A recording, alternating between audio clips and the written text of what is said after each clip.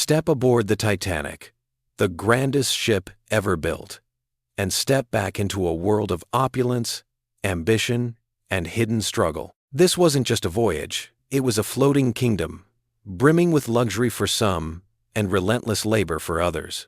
Today, we'll explore the untold stories, the hidden corners, and the daily grind that made life aboard the Titanic both extraordinary and unforgiving.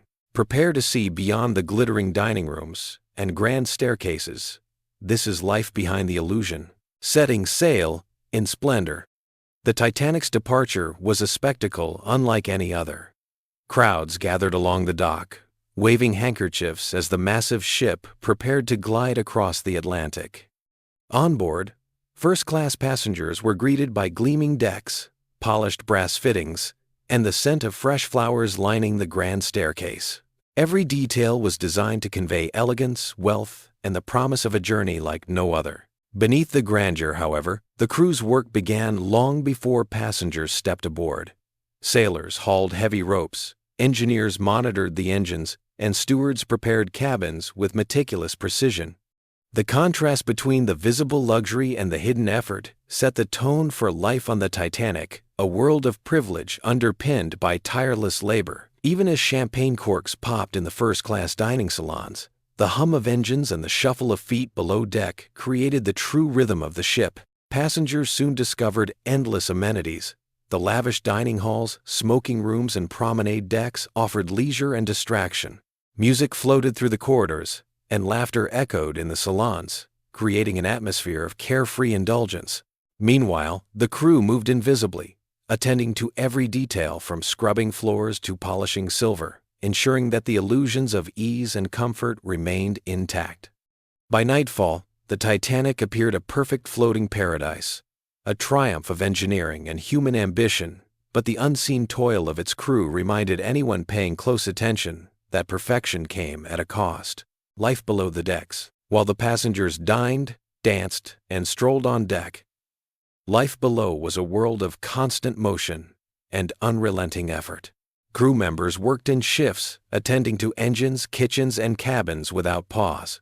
The stifling heat of the engine rooms and the cramped corridors of the lower decks painted a stark contrast to the airy opulence above. Here, every movement mattered. One misstep could disrupt the delicate balance, keeping the ship functioning smoothly. In the kitchens, cooks and assistants prepared hundreds of meals each day, often under punishing heat and time pressure. Orders flowed non-stop from first and second-class dining rooms, and the galley staff moved with precision that bordered on choreography. The lifeblood of the ship, its engines roared as engineers maintained pressure, monitored gauges, and kept the massive machinery running without fail. Each crew member, whether polishing silverware or hauling coal, was part of an unseen orchestra that allowed luxury to exist on the decks above. Even in moments of brief respite, rest was fleeting. Sailors slept in small bunks tucked into narrow corridors, their exhaustion masked by the noise of the ship's constant activity. The hierarchy of labor was rigid. Those below decks understood that the passengers' comfort relied entirely on their discretion and efficiency. While the Titanic sailed with elegance above, below decks, life was measured in the rhythm of work, sweat, and unwavering attention to detail. The engine room's pulse. The heart of the Titanic beat deep below the waterline in its engine rooms. Two massive reciprocating engines and a single turbine worked in tandem, driving the enormous propellers that pushed the ship forward. Engineers, firemen, and stokers kept the boilers burning, shoveling coal into furnaces in sweltering heat. Steam hissed, pistons throbbed, and metal groaned under the strain, a constant symphony of power that remained largely invisible to passengers. The physical labor demanded from the crew was staggering. Firemen labored in shifts, moving tons of coal to maintain speed, while engineers monitored pressures, adjusted valves, and ensured no system faltered. Any error could endanger the ship, yet most passengers never glimpsed this hidden world. The contrast between the calm, serene decks above and the furnace-like engine rooms below highlighted the stark division of experiences aboard the Titanic. Despite the punishing conditions, the crew's skill and coordination kept the ship running smoothly. Each hand, each glance, each command mattered. While passengers indulged in leisurely walks and elaborate meals, the engine room thrummed with life, a constant reminder that the Titanic's grandeur was powered by tireless human effort. Here, the illusion of an effortless voyage collided with the reality of unyielding labor, revealing the hidden heartbeat of the unsinkable ship, the invisible workforce. If the Titanic's decks represented luxury, the hidden corridors represented survival, precision, and endurance. Stewards scrubbed floors, delivered meals, and attended to every whim with unwavering efficiency. Deckhands maintained the ship's exterior, repaired rigging, and ensured lifeboats were ready, though passengers rarely saw their faces. Each task, though invisible, was crucial to the illusion of smooth sailing that the ship projected. Even minor disruptions could cascade into serious problems. A delayed meal, a malfunctioning engine, or a dirty cabin would undermine the ship's image of perfection. Crew members operated with the understanding that their efforts were rarely recognized, yet their work underpinned every visible moment of comfort. In this way, the Titanic became a study in contrasts. The glittering public spaces told a story of ease, while the hidden workforce narrated one of relentless diligence and quiet heroism. Above and below, life moved in separate rhythms. Passengers were free to admire the sea, the music, and the glittering interiors. Below, every breath, step, and motion was choreographed to maintain that beauty.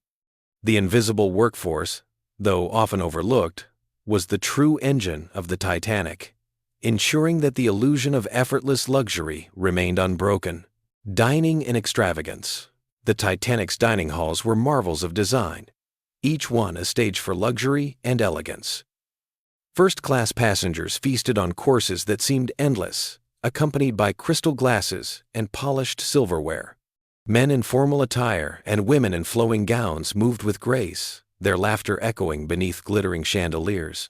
Meals were more than nourishment, they were a performance, a showcase of wealth and refinement on the open sea.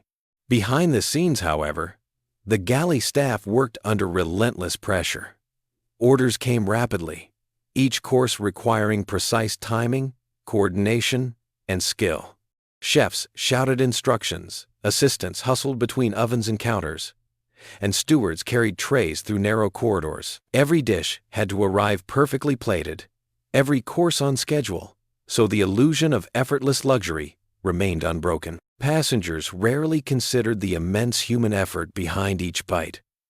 For the crew, long hours, sweltering kitchens, and physical exhaustion were the norm.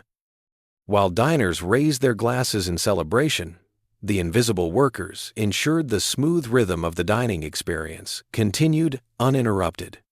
The contrast between indulgence and labor was stark, highlighting that behind every ornate meal, there was sweat, precision, and tireless dedication. The social divide. Life aboard the Titanic was defined by hierarchy, each class living in worlds that rarely intersected. First-class passengers enjoyed grand salons, promenades, and private suites, their days filled with leisure and entertainment. Second-class passengers had comfortable but modest cabins and more limited access to the ship's amenities. In contrast, third-class passengers, often immigrants, endured cramped quarters, shared washrooms, and long hours just to survive the journey. This social divide created tension as well as clear roles. Crew members navigated the delicate balance of attending to first-class luxury while managing the necessities of the lower decks. Rules and protocols were strict, ensuring that the expectations of each class were met without interference. The hierarchy was rigid but necessary, shaping daily routines and interactions on board, from meals to recreation to basic movement around the ship. The contrast between classes extended beyond cabins and dining. First-class promenades offered panoramic views, while third-class passengers crowded the lower decks, longing for space and privacy. Yet every class relied on the same invisible workforce, whose efforts bridged the gap between privilege and survival. The Titanic's social structure, while imposing elegance on some, underscored the demanding labor that kept the ship functioning as a floating city. Entertainment and leisure, music, games, and social events defined much of the daily life for passengers. The ship's orchestra played lively tunes, filling salons and promenades with rhythm and cheer. Passengers lounged on deck chairs, played cards, or danced under chandeliers, experiencing a sense of freedom unique to ocean travel. Each activity reinforced a sense of opulence and pleasure, a temporary escape from the real world below. Yet this leisure was entirely dependent on the unseen work of the crew. Stewards prepared rooms for relaxation, polished furniture, and replenished supplies without pause. Deckhands kept promenades clear and safe, while engineers maintained systems powering lights and music. Every serene moment on deck was the product of unseen effort, a collaboration that passengers often overlooked. Even small inconveniences could disrupt the illusion. A minor delay in cabin cleaning or a malfunctioning elevator reminded crew members of the constant pressure to maintain perfection. Their work was largely invisible, yet it dictated the rhythm of leisure, ensuring passengers' experiences remained uninterrupted. Behind every smile, every dance, and every glass raised in celebration, the Titanic's invisible workforce orchestrated a seamless performance, the harsh reality of third class. Third-class passengers faced an existence far removed from first-class opulence. Families were crammed into small cabins, sharing narrow corridors and communal washrooms. Children played in confined spaces, their laughter competing with the noise of daily chores and the hum of the ship. Privacy was a rare commodity, and every movement required negotiation among strangers forced into close quarters. Life below decks was a test of endurance. Crew members worked tirelessly to maintain hygiene, deliver meals, and manage overcrowded spaces. Illnesses spread quickly, and comfort was limited, making even small comforts like a clean sheet or a warm meal seem like luxuries. For immigrants hoping for a better future, the journey was both hope and hardship. Every day a reminder of the stark divide between classes. Yet even in these cramped conditions, a community formed. Passengers shared stories, helped each other with chores, and found moments of joy amidst struggle. The crew's labor extended here as well, their efforts keeping the lower decks livable and orderly. The Titanic, though a marvel of luxury, was also a vessel of contrasts, with life for third-class passengers defined by endurance, resilience, and the quiet, often invisible support of the ship's workforce. The engine room, heart of the ship. Deep below the decks, the engine room pulsed with relentless activity, a hidden world most passengers never glimpsed. Enormous boilers roared like living beasts, sending thick steam through countless pipes to power the Titanic's massive engines. The air was thick with heat and soot, making every breath a challenge, while the metallic clang of machinery reverberated through the hull. Engineers and stokers worked tirelessly, shoveling coal into the roaring furnaces, their blistered hands and sweat-soaked clothes a testament to the punishing labor required to keep the ship moving. The work environment was unforgiving. Temperatures could soar above 100 degrees Fahrenheit, and scalding steam often hissed unexpectedly from hidden valves, leaving burns or worse for anyone unprepared. Noise was constant. The pounding pistons and churning turbines made conversation almost impossible. Still, the crew pressed on, knowing that a single misstep could halt the ship or cause catastrophic damage. Each man had a role, and failure was not an option in a place where precision and timing meant survival for thousands above. The hierarchy in the engine room reflected both skill and responsibility. Chief engineers oversaw operations with meticulous attention, reading pressure gauges and listening for irregularities that could signal disaster. Below them, assistant engineers and stokers followed instructions with mechanical precision, learning to anticipate issues before they occurred. Despite the monotony of constant labor, there was pride in mastery. Every successful turn of a valve or adjustment of a boiler was a small triumph over chaos. It was this coordination, often invisible to passengers enjoying luxury decks above, that allowed the Titanic to glide smoothly across the Atlantic. Coal dust covered every surface, embedding itself into hair, clothing, and skin, making the engine room feel like an entirely separate world. Men worked in shifts, often for 12 hours or more, without relief, the rhythm of shoveling coal creating a brutal, repetitive dance. Injuries were common: burns, bruises, and even broken bones from slips on slick, oily floors. Yet the men endured, driven by necessity, loyalty, and a sense of duty. Above them, the grandeur of the Titanic continued, its gleaming hulls powered entirely by the invisible labor below. Despite the harsh conditions, camaraderie and mutual reliance shaped life in the engine room. Men learned to read each other's movements and anticipate when someone needed help, because any lapse in teamwork could mean disaster. The sense of shared struggle created a bond stronger than any luxury or comfort above deck could provide. They were the invisible heartbeat of the ship, sustaining life and motion with sweat, skill, and unwavering determination. As night fell, the engine room never slept. Steam hissed continuously, valves released bursts of pressure, and men moved like ghosts in the heat and smoke.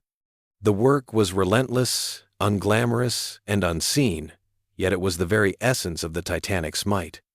Without these men and their tireless efforts, the ship above could not have existed as a marvel of engineering. The luxurious dining rooms, elegant cabins, and promenades all depended on their unseen heroism. In that hidden, scorching world, survival, precision, and human endurance intertwined in a delicate, indispensable balance. The lifeboat drills and fateful decisions. Even as the Titanic sailed confidently through the icy Atlantic, preparations for emergencies were minimal and often overlooked. Lifeboat drills were sporadic at best, leaving many passengers and crew uncertain about procedures in case disaster struck. Officers assumed that the ship's reputation as unsinkable would suffice, a dangerous overconfidence that ignored the practicalities of maritime safety. Crew members assigned to lifeboats were instructed to guide passengers, but without consistent training, chaos became a very real possibility. The lifeboats themselves were a puzzle of design and logistics. The Titanic carried only 20 lifeboats, enough for about half of the people on board, due to outdated maritime regulations. These boats, some collapsible and others rigid, required careful lowering into the water using heavy davits, a task that demanded both coordination and physical strength. Many passengers assumed that the drills they had witnessed would prepare them, unaware that true emergencies would strip away any semblance of order. For the crew, each launch carried immense responsibility, as a single mistake could tip a lifeboat or leave people stranded. Morning of the fateful day brought subtle signs of impending catastrophe, yet few recognized them. Ice warnings were received but largely dismissed as the Titanic continued its pace, confident in its design and speed. Officers debated how best to navigate the ice fields, with some advocating caution and others urging adherence to schedule. This false sense of security permeated every level of the ship, from the bridge to the grand saloons, creating an illusion of invincibility. Little did anyone realize that the smallest miscalculation would have deadly consequences. When the iceberg loomed in the distance, the Titanic's crew had mere seconds to react. Lookouts spotted the massive wall of ice, and frantic commands rippled across the decks. The ship's speed, previously a source of pride, now became a hazard, reducing time for evasive maneuvers.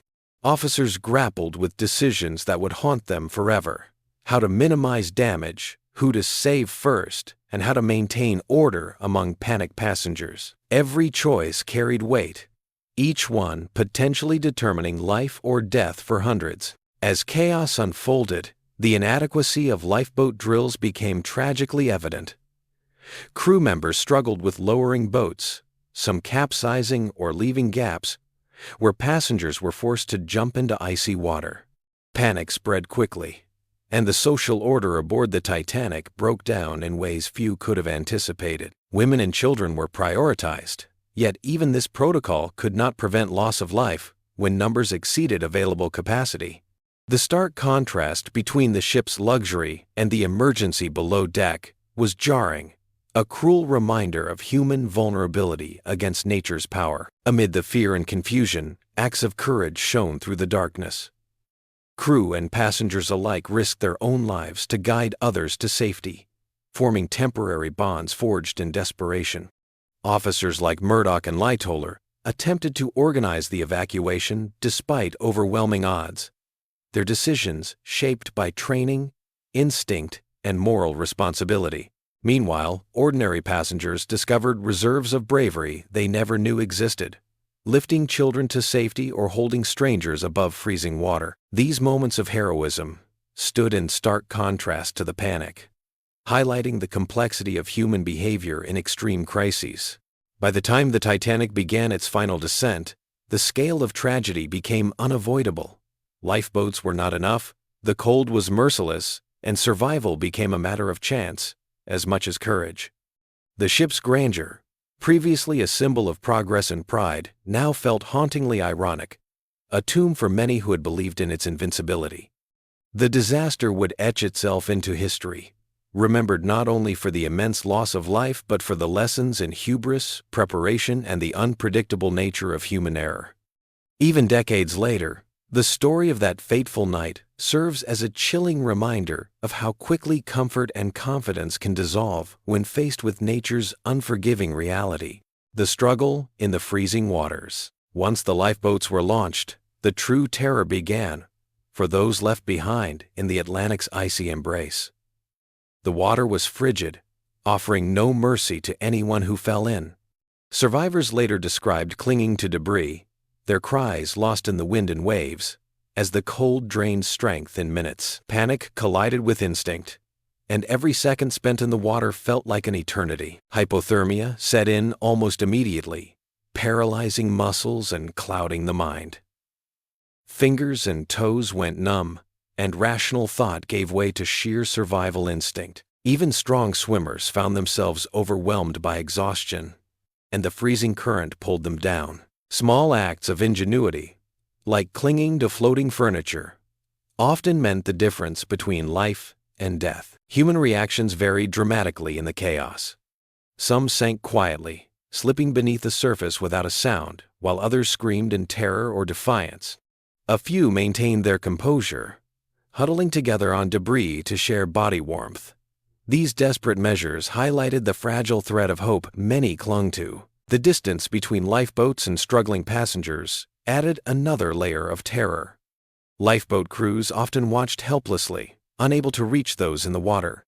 Fearful that overcrowding would capsize their boats, some refused to return for survivors. Moral dilemmas haunted them afterward, as self-preservation and duty collided in the freezing night. As hours passed, the scale of the tragedy became evident. Thousands remained in the water, succumbing to cold and fatigue. Those in lifeboats faced a bitter mix of relief and horror, witnessing countless lives lost. Attempts to rescue anyone were often thwarted by darkness and waves, amplifying helplessness. Amid the horror, acts of courage persisted. Passengers risked hypothermia to pass life preservers or hold someone's head above water. Lifeboat crews tried to maintain order, calming panicked survivors as best they could. Even in chaos, moments of solidarity and humanity shone through, reminding everyone of resilience under pressure. By the time rescue arrived, the Atlantic had claimed more than 1,000 lives. The chilling water contrasted sharply with the ship's former grandeur, exposing nature's unforgiving power. Survival required luck, courage, and quick thinking in equal measure. The night's terror would resonate through history, leaving a permanent mark on maritime safety and human memory. The lifeboat ordeal. For those who managed to climb into the lifeboats, relief was temporary. The freezing wind whipped mercilessly across the deck, cutting through coats and blankets. Even safely afloat, exhaustion and shock weighed heavily on every survivor. The night was a relentless test of endurance, patience, and hope. Space was cramped, with passengers huddled together for warmth. Shivering bodies pressed against each other, seeking any comfort in the cold. Conversation was minimal, as fear and despair stifled words. Some silently prayed, while others stared blankly at the dark waters, still haunted by what they had witnessed. The lifeboat's slow drift created its own dangers. Waves tossed them like toys, threatening to tip the boats or flood them. Every jolt reminded passengers of the fragile barrier between life and the freezing Atlantic. Crew members did their best to maintain stability, but fatigue made the task almost impossible. Hunger and dehydration soon became pressing concerns. Hours stretched into a night that seemed endless, and there was no food or fresh water aboard. Passengers shared what little provisions they had, rationing carefully while their bodies shivered uncontrollably. The mind began to struggle under the dual weight of cold and exhaustion, making the hours feel even longer. Tension simmered among survivors.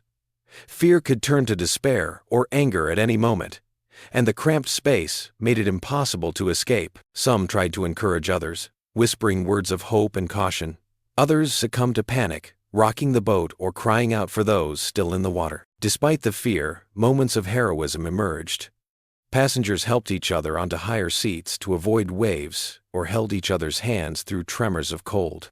The shared struggle created bonds that transcended social class, uniting strangers in the face of unimaginable adversity. Every small act of care became a lifeline against despair. As dawn approached, the first signs of rescue appeared on the horizon. Relief was mixed with anxiety, as survivors realized they were still far from safety. The lifeboats had endured the night, but the ordeal was not yet over.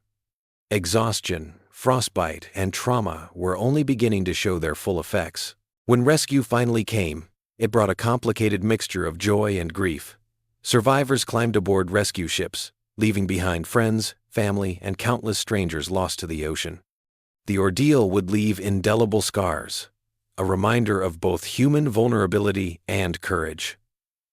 For many, the lifeboat night became a defining moment of life, memory, and survival. The rescue, the first light of morning, revealed the vastness of the Atlantic, stretching endlessly in every direction. For the survivors, it was both terrifying and comforting. They could finally see other ships, the faint outlines of masts promising salvation. Yet the reality of what lay ahead the climb aboard, the chaos of rescue, and the grief of those lost, tempered any relief. Rescue ships approached cautiously, aware of the fragile lifeboats bobbing in the waves. Crew members shouted instructions, urging passengers to remain calm. The transfer from lifeboat to ship was a slow, perilous process, with some passengers slipping or nearly falling into the icy waters. Every movement demanded careful attention, a single misstep carrying deadly consequences. Upon boarding, survivors were met with a mixture of shock and compassion. Blankets were handed out, hot drinks offered, and medical attention began immediately. Yet no comfort could erase the memories of screams, the sight of people disappearing beneath the waves, or the despair of separation. Emotional wounds ran as deep as the physical cold and exhaustion. Many passengers struggled to comprehend their survival. Some could not speak, staring blankly at the ship's deck, as if their bodies were still suspended between life and death. Others wept openly, overwhelmed by relief, grief, and lingering terror. The ship became a floating refuge, a fragile bubble of safety amid the ocean's vast indifference. Crew members worked tirelessly to care for the survivors. Doctors treated frostbite, hypothermia, and minor injuries, while officers tried to document the rescued passengers. Every detail mattered, both for record-keeping and to reassure those still in shock.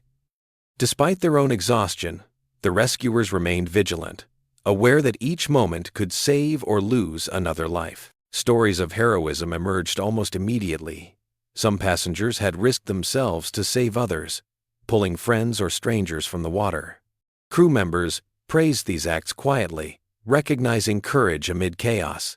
These narratives offered small sparks of hope, humanizing an otherwise harrowing experience. Grief, however, remained inescapable. Survivors clung to memories of loved ones lost, the empty spaces on the deck echoing with absence. Every glance at a fellow passenger reminded them of those who had not made it. The weight of survival was heavy, intertwined with guilt, sorrow, and relief in equal measure. By mid-morning, the ship was fully underway, carrying its cargo of traumatized but alive souls toward safety. The Atlantic had spared them, but its lesson was harsh and unforgettable. Survivors would carry the night's ordeal forever, etched in memory with a clarity that neither time nor distance could erase. They had survived the unimaginable, but the shadow of the disaster would linger for a lifetime. The aftermath. The rescue brought relief, but the aftermath of the disaster was heavy and complicated. Survivors grappled with exhaustion, frostbite, and lingering fear. The ocean that had taken so much still seemed to haunt them, its endless waves a reminder of what they had narrowly escaped. Even on solid ground, the memory of the freezing water and the desperate cries of fellow passengers lingered. Officials and crew began cataloging the rescued passengers, checking names and recounting survivors. It was a painstaking process, complicated by the shock and confusion of those just pulled from lifeboats.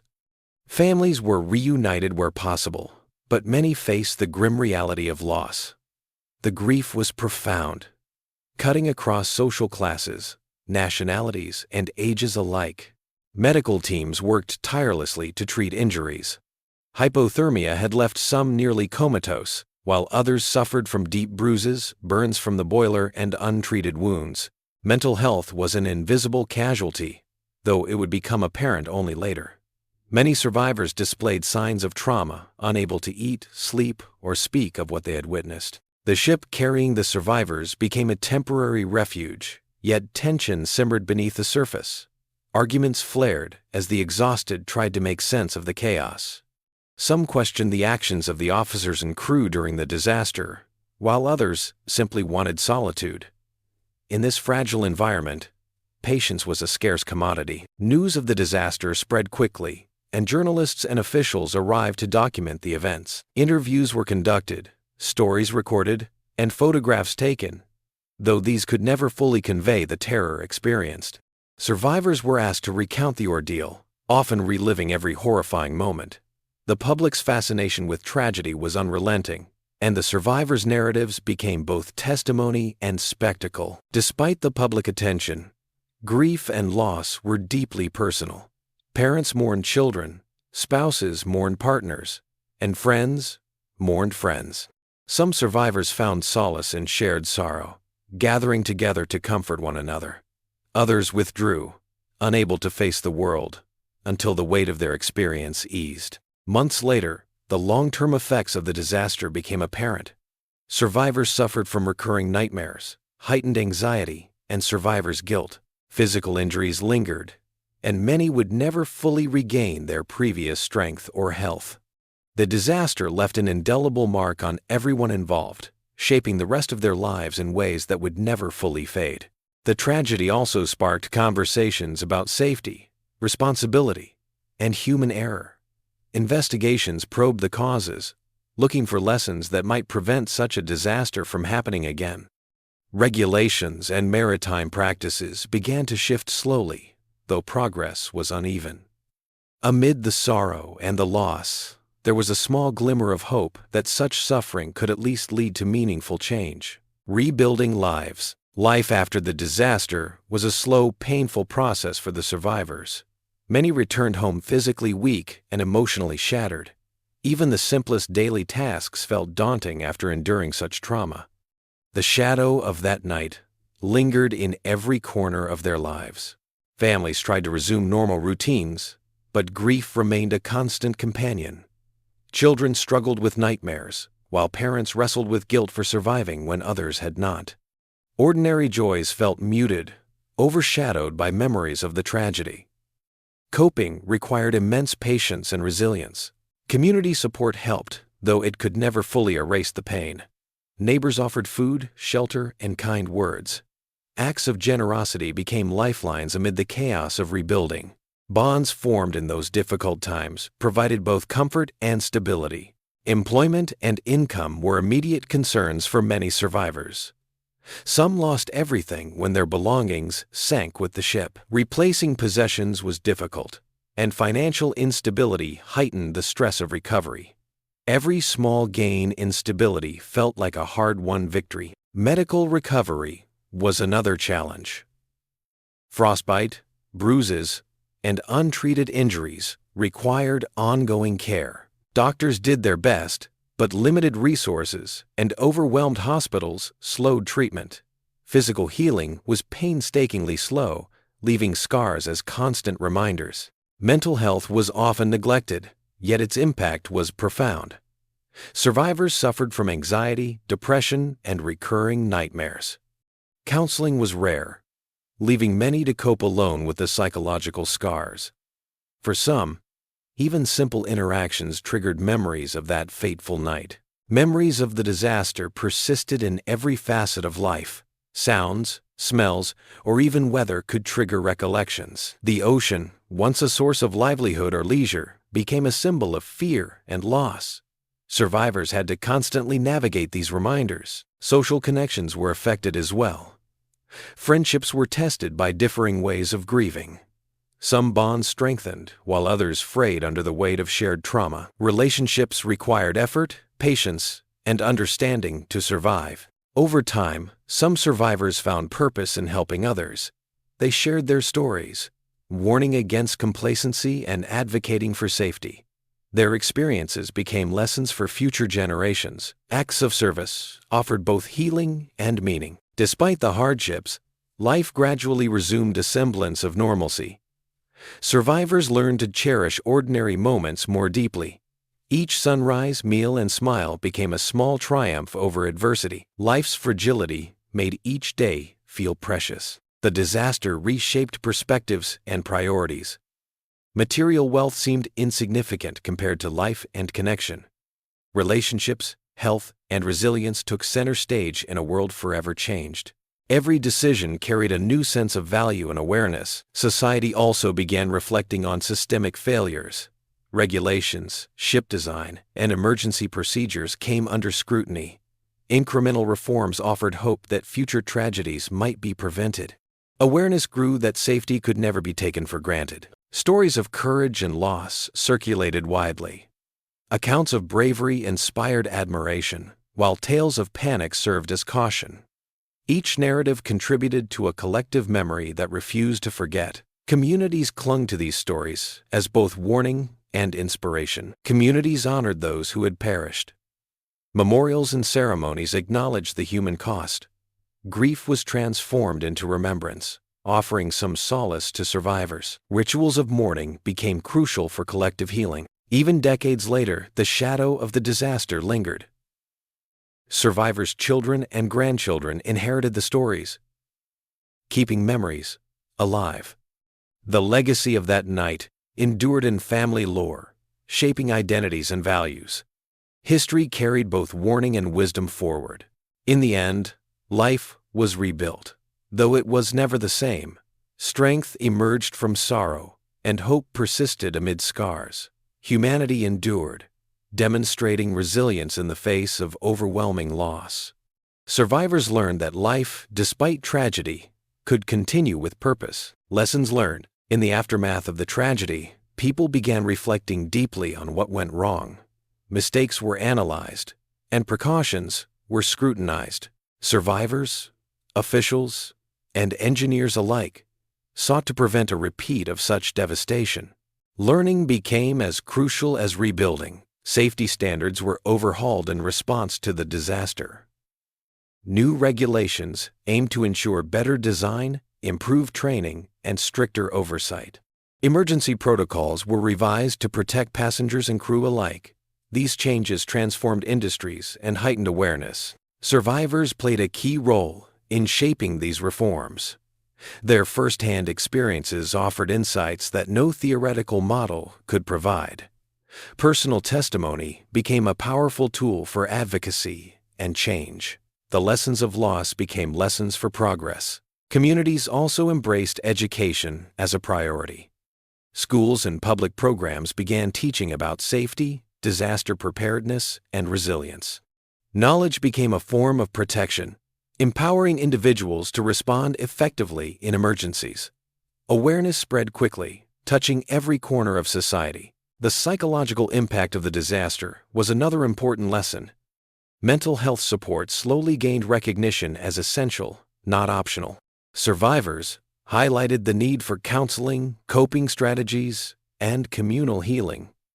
Emotional recovery was acknowledged as equally important as physical survival. Stories of heroism and bravery informed these lessons as well. Individuals who acted decisively under pressure became case studies in courage.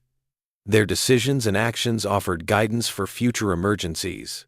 Heroism was documented not just for admiration, but for instruction.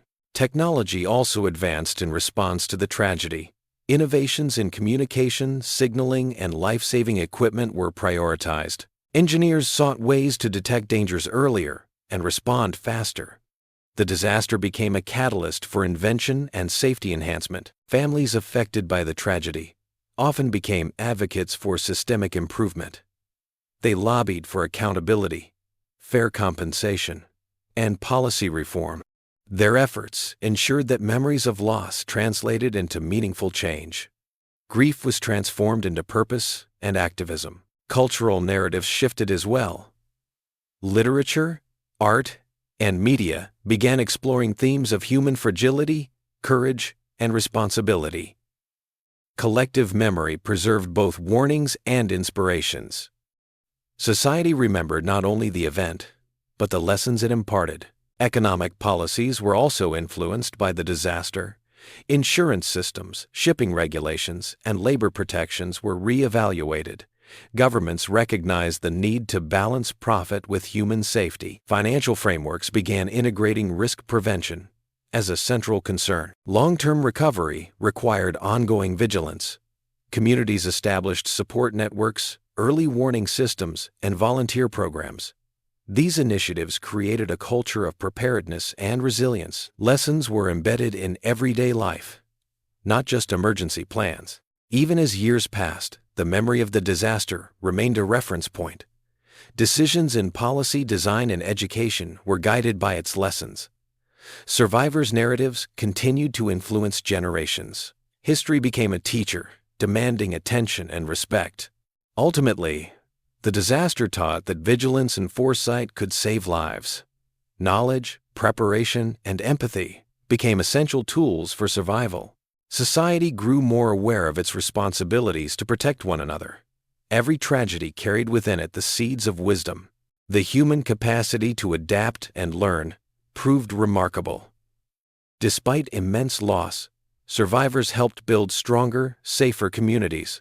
Their experiences reshaped priorities and values across society. Life moved forward, informed by lessons etched in memory. Through remembrance, innovation, and action, the past shaped a safer future. Each challenge faced became a stepping stone toward resilience. The disaster was never forgotten, and its teachings endured. Society emerged wiser, more compassionate, and better prepared. The ripple effect, the aftermath of the disaster, extended far beyond the immediate scene. Families, communities, and industries all felt the shockwaves. Decisions made in one place influenced policies and practices across the world. The consequences were both tangible and emotional. Economically, the impact was swift and severe. Businesses faced losses, workers lost livelihoods, and insurance systems struggled to cope. Shipping and travel industries underwent scrutiny and reform. The disaster revealed vulnerabilities in systems previously taken for granted. Culturally, the event reshaped public perception of risk and safety. Media coverage brought awareness to millions who had never considered the dangers firsthand. Literature, films, and art drew inspiration from the tragedy. Collective consciousness shifted toward caution and vigilance. Legal systems were pressured to adapt. Laws governing safety, liability, and accountability became more stringent. Courts were called to determine responsibility, often setting precedents for future cases. Justice became a tool to reinforce preventative measures. International attention intensified. Governments and organizations around the world studied the event to avoid repeating mistakes. Collaboration on safety standards and emergency protocols increased. Lessons learned locally became guidance globally. Communities directly affected experienced profound changes in daily life. Social networks, support groups, and relief efforts emerged to help survivors cope. Neighborhoods rebuilt not only structures, but social cohesion. Shared trauma fostered resilience and solidarity. Technological innovation accelerated in response to failures revealed by the disaster. New communication tools, life-saving equipment, and monitoring systems were developed. Engineers and inventors sought to anticipate hazards before they became catastrophic. Progress was driven by necessity and urgency. Education and training programs evolved to incorporate real-world lessons. Schools, universities, and vocational programs emphasized risk management and preparedness. Simulation exercises and practical drills became standard practice. Knowledge became a form of protection against future harm. Environmental and logistical considerations gained prominence. Understanding weather patterns, sea conditions, and structural integrity became central to planning. Risk assessment transformed into a science rather than a guess. Communities began to respect the natural forces that had once seemed uncontrollable. Psychological studies followed closely behind. Experts examined how trauma affected survivors, witnesses, and rescuers. Mental health support became a recognized and essential part of disaster response. Healing the mind was acknowledged as equally important as restoring the body. The ripple effect extended to personal relationships. Families reassessed priorities, friendships were tested, and new bonds formed. Shared experiences created empathy and understanding that might otherwise have been absent. Emotional landscapes shifted alongside physical ones. Media coverage played a dual role in shaping perception. While it informed the public, it also sensationalized certain aspects. The balance between awareness and fear became delicate. Responsible reporting emerged as a crucial lesson for society. Political agendas were influenced as well. Leaders used the disaster to advocate for reform or to highlight failures. Public pressure forced change at both local and national levels. Policymaking became intertwined with the memory of loss. Long-term planning integrated the lessons learned. Urban development, transport design, and emergency systems were reimagined with foresight. Preparedness became a continuous effort rather than a reactionary measure. Safety became embedded into the fabric of society. Ultimately, the disaster demonstrated the interconnectedness of all systems. Every decision, every oversight had cascading consequences. Communities, industries, and governments learned that vigilance, empathy, and foresight were essential. The ripples of a single event could shape generations. Reflection and remembrance remained central. Memorials, anniversaries, and storytelling ensured that lessons endured. History was not merely recorded, it became a guide for living more responsibly. Society recognized that the past, if respected, could safeguard the future. Through awareness, adaptation, and proactive measures, the disaster left a legacy beyond destruction. Knowledge spread, protocols improved, and lives were saved because lessons were heeded. Even tragedy could catalyze positive change when society chose to learn. Reflections and ripples of change. Even decades later, the aftermath of the disaster lingered in unexpected ways. Streets once bustling now carried the faint echoes of stories no one wanted to forget. Survivors spoke in hushed tones, passing down fragments of memory that shaped daily life in subtle, unspoken ways. Children grew up learning lessons not from textbooks, but from whispered recollections of resilience and loss. Communities transformed quietly, almost imperceptibly. Old buildings were reinforced, new roads rerouted, and local leaders enforced safety measures born from painful experience. Yet beyond the physical reconstruction, it was the emotional fabric of society that bore the deepest mark.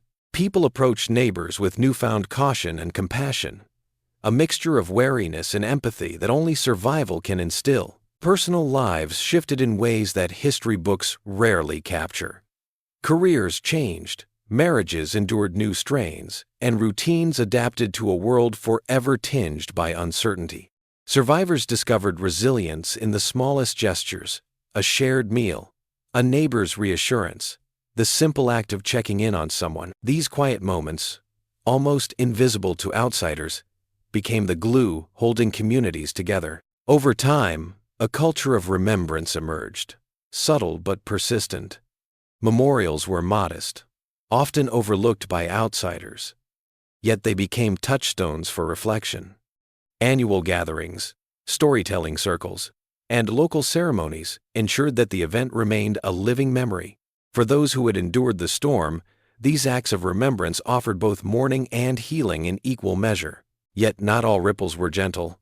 Some wounds never fully closed, leaving scars in unexpected places. Generations born after the disaster carried traces of its fear and courage, evident in habits, conversations, and cautionary advice.